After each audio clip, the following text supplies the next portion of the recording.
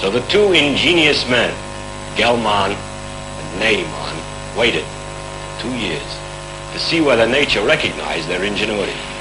She did. The particle was found.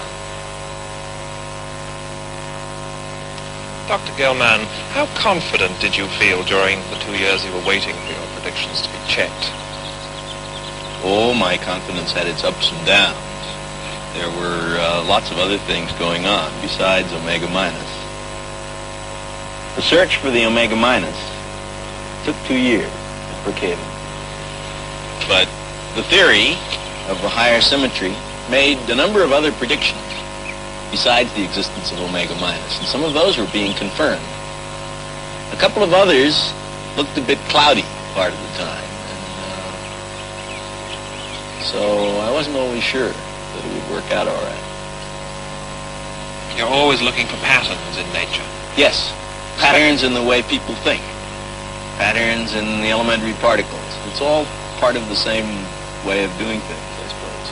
Trying to spot the law, trying to spot the relationship. What's so special about the patterns in physics? Oh, the laws of the elementary particles are very special. The whole universe is made up of these little particles. The light from the most distant galaxies shows that there, too, the same laws hold. They, too, are made up of the same little particles that we are. We're made up of.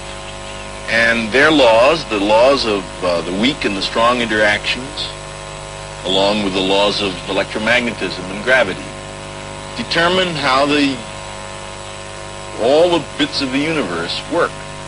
They determine the behavior of matter. And it's fascinating to try to figure out what these laws are. Of course, you never get a final answer. We just keep going from one approximation to another, getting to understand things better and better. How many more useful years do you think you have as a theoretical physicist? Oh, I don't know. I figured some years ago that I'd probably be through at 30, so that would give me minus 4 years. But I guess I still have a few anyway. At the end of a certain time, most theoretical physicists seem to lose their flexibility, and I suppose that'll happen to me too. Maybe it's already happened. What happens when you and, say, Feynman get together? Do you get into heated arguments? Oh, we have wonderful arguments. Back and forth. No, you can't do that. It won't work. You'll get the magnetic moment of the sigma wrong. Or the decay mode won't be the right one. Or the branching ratio will come out wrong. Yes, it'll be perfectly all right. You don't understand what I'm doing. I'm really doing it this way. We don't get mad at each other at all, but we scream and yell. What about your relationship with Feynman? Oh, I've had some very fine conversations with him, too, this year. You know, we started completely independently in 1961, when I was thinking of the Eightfold Way, January 1961, and wrote it up and sent off a preprint. It crossed his preprint in the mail. He was working at Imperial College London, and when I'd sent off my paper, I got his on the same subject with about the same ideas. The Eightfold Way pattern, he called it something else. And then I was told that he was a colonel in the Israeli army, and I imagined he must be rather a fascinating person. It turned out to be very true. And luckily, he's been able to spend the last year here at Caltech. Dr. Feynman, as a colonel in the Israeli army, how did you come to be interested in particle physics? Oh, well, this is mainly because of London traffic, really. Really? It's, yes. I came to London to do physics. I mean, the reason I had accepted this idea of becoming a military attaché in England was that it was given to me as an opportunity to combine it with studies which I had asked for at the time. And I was interested in general relativity. I knew that Bondi was in London and there was a good group working in general relativity. So I came to England to do that. Now, our embassy is in Kensington. And when I looked and saw London, I realized that there was really no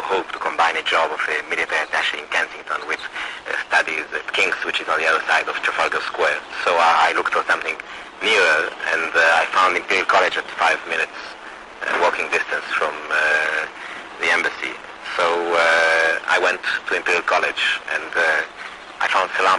I think I was really lucky, in fact.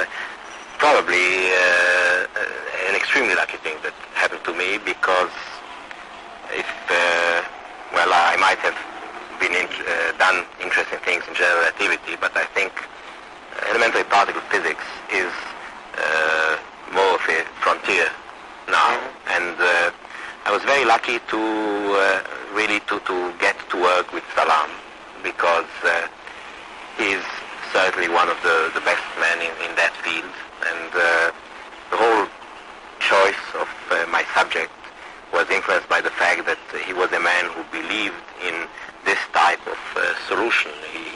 He believed in symmetries in general as a possible answer to problems in elementary particle physics, and I got very interested in that. How old were you when you joined Salam? About 32, 33, I think. Isn't that about the age when most theoretical physicists are giving up? Well, I had asked myself that question. I thought, in fact, that this was probably the last chance I had to go into physics, but I was afraid that I might have missed the bus, as you say. And it was like a challenge. And on the other hand, after I saw that it was working out well, I got thinking about this question, whether there is really a limiting age, whether one has to be really young. My theory about it is that you have to be young in the profession, young in the material itself. How did you feel during the 2-year wait for the Brookhaven results? 2 years were nothing really. It's the last week that was extremely bad. I was attending a conference at Miami, and Maurice Goldhaber, the director of Brookhaven, was there. And sitting near the swimming pool, he was telling me that they had gone through 50,000 feet of film and were not finding anything. I was a bit shocked, and I came back here, and Gell-Mann was getting ready to go to Japan. So I told him about these results, and his reply was, would Mount Fuji be the right place to jump off from, And I said, I can always go back to the Israeli army. And then the news came a week later, For many of us here at Brookhaven, on Long Island in New York, the hunt for the Omega Minus has been one of the most exciting searches undertaken in the last 10 years. I first became interested in the Omega Minus while attending an international conference on high-energy physics in Geneva in 1962, precisely 2 years ago. This was a most stimulating conference in that the discovery of many new particles was presented. I myself gave a paper reporting the results from here at Brookhaven, in which we reported the discovery of a new particle, the Cascade star. You may recognize this pattern as something similar to which Feynman drew. This is the Cascade star. Murray Gell-Mann was also in attendance at this conference, and he immediately grasped the significance of the discovery of the Cascade star. Namely, it had strangeness -2, and it had a mass which fit very conveniently into the scheme. The mass difference between this and this is 147. The mass difference between this and this is 145. He's being very close to the same number. These particles also fit into a geometric pattern, a very simple one, namely a triangle. Unfortunately, there's a missing member. Gell-Mann called this the Omega Minus. Since it occurs at the apex of the triangle, he was also able to determine its strangeness, -3, and a mass where the mass difference between this and this had to be 145, giving 1675. I was struck by the beauty and the simplicity of the scheme.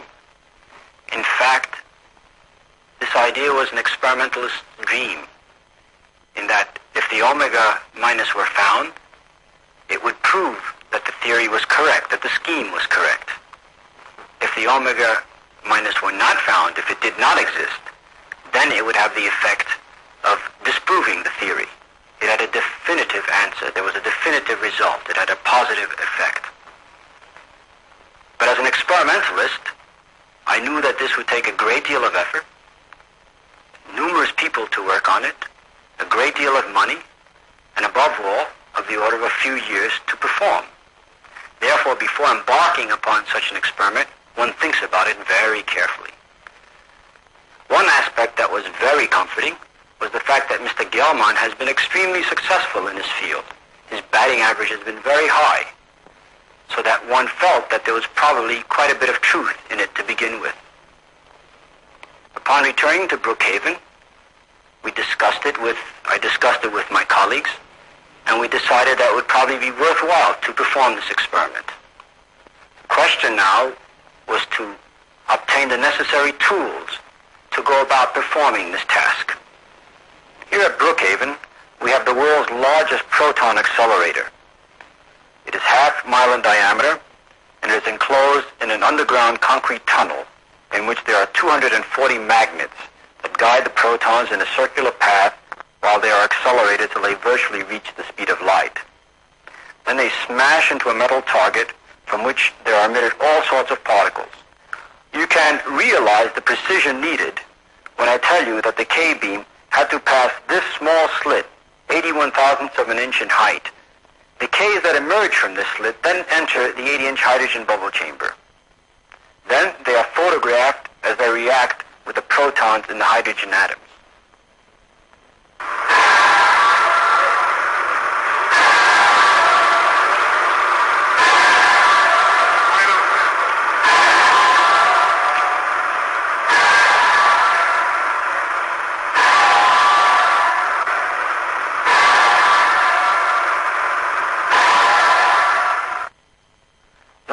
Photographs are taken every hour, and these can be scanned for various particle patterns. Since Gell-Mann had given us the strangeness, -3, and the mass, 1675, of the omega minus, we were now in a position to predict the decay patterns of the omega minus. The patterns the omega minus track would leave in decaying in a hydrogen bubble chamber. Here is such a pattern. The incoming particle, the K minus, comes in and interacts with a proton in the hydrogen atom. It makes many prongs, among which is the omega minus with strangeness -3. The omega minus then decays into a particle with strangeness 0 and a neutral particle with strangeness -2. A neutral particle, a particle with 0 charge, does not leave a bubble track in a bubble chamber. This neutral particle could then decay into another neutral particle with strangeness 0, which could decay into an electron-positron pair. And in addition, a particle with strangeness -1, the lambda. And finally, the lambda could decay into 2 charged particles, a proton and a pi meson, both with strangeness 0. This is a pattern for the omega minus decay. There are variations on this pattern, and in looking for the omega, we look for both this pattern and its variations. It was one thing to predict these patterns. It was another thing to perform the experiment, to build the beam, to build the chamber, to get the pictures in which one would look for patterns which no one else had ever seen, and patterns which one didn't even know existed, a region unknown, patterns predicted by particles which had been seen.